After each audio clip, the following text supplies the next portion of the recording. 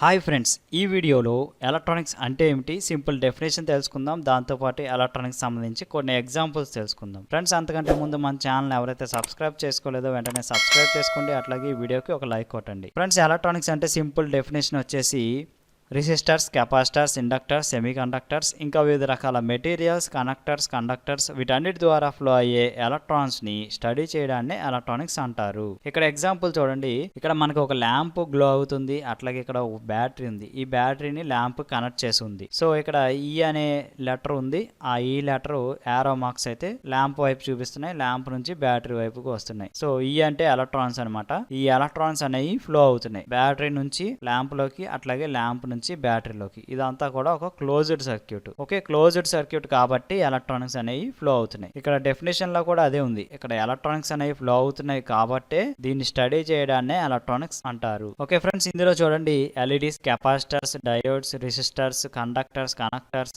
ICs, transistors ఇట్లా ఒక్కటి కాదు, ప్రతి ఒక్కటి కూడా ఎలక్ట్రానిక్స్ సంబంధించినవే. సో ఆ కాంపోనెంట్స్ లేకపోతే మనకి ఏ డివైస్ కూడా వర్క్ అవ్వదు. ఫ్రెండ్స్, మనం ఇంట్లో వాడే గ్యాడ్జెట్స్, హోమ్ అప్లియన్స్ అంటే TV, DVD, laptops, computers, microwaves, fridge, washing machine ఇవన్నీ కూడా ఎలక్ట్రానిక్సే. ఒక మాటలో చెప్పాలంటే ఎలక్ట్రానిక్స్ లేకపోతే మనం రాజుల కాలంలో ఎలాగైతే ఉండేవాళ్ళం అట్లాగే ఉంటాం. ఎలక్ట్రానిక్స్ లేనిదే టెక్నాలజీయే లేదు. సో శాటిలైట్ దగ్గర నుంచి చిన్నపిల్లలు ఆడుకునే రిమోట్ కార్ వరకు ఇవన్నీ కూడా ఎలక్ట్రానిక్సే. సో ఎలక్ట్రానిక్స్ లేకపోతే మనం రాజుల కాలంలో ఎలాగైతే ఉండేవాళ్ళం సేమ్ అట్లాగే ఉంటాం. ఫ్రెండ్స్, ఇది ఎలక్ట్రానిక్స్ అంటే సింపుల్ వర్డ్స్ లో. ఫ్రెండ్స్, ఈ వీడియో మీకు నచ్చినట్లయితే లైక్ చేయండి, అట్లాగే షేర్ చేయండి. మరిన్ని లేటెస్ట్ అప్డేట్స్ కోసం సబ్స్క్రైబ్ చేసుకోండి.